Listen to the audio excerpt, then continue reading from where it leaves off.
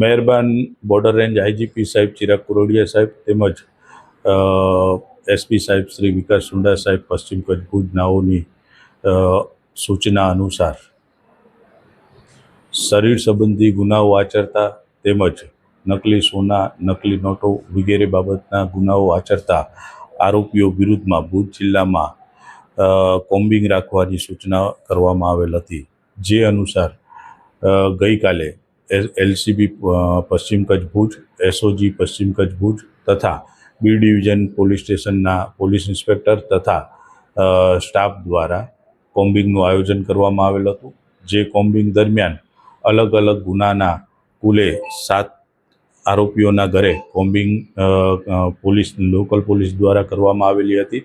જેમાં અલગ અલગ ટીમો બનાવીને કોમ્બિંગ કરવામાં આવેલી હતી। જેમાં અલીશા શેખ જે શેખ ફળિયામાં રહે છે તેના વિરુદ્ધમાં અલગ અલગ ચીટિંગના તેમજ શરીર સંબંધીના ગુના દાખલ થયેલા છે।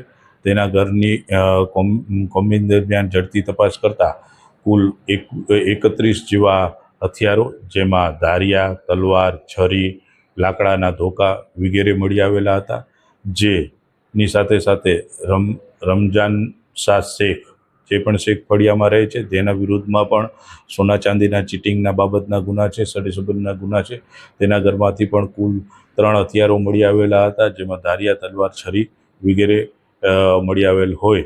કોમ્બિંગ દરમિયાન કુલ અલગ અલગ રમજુ શાહ, બરકત અલી શાહ પઠાણ, સરફરાજ ત્રાયા, રમજુ શેખ વગેરેના ઘરની પણ ઝડપી કરવામાં આવેલ હતી। વગેરે કોમ્બિંગ દરમિયાન કુલ 34 હથિયારો મળી આવેલા હતા જેના વિરુદ્ધ કાયદેસરની કાર્યવાહી કરી કુલ 2 ગુના દાખલ કરી આરોપીઓની ધરપકડ કરવામાં આવેલ છે। આરોપી એટલી મોટી માત્રામાં હથિયાર શા માટે રાખતા હતા? શું પોલીસ કઈ દિશામાં તપાસ કરી રહી છે? તેની પૂછપરછ હાલમાં ચાલુમાં છે। વિશેષ જે પણ માહિતી મળશે એ ભવિષ્યમાં જણાવવામાં આવશે આ બાબતે।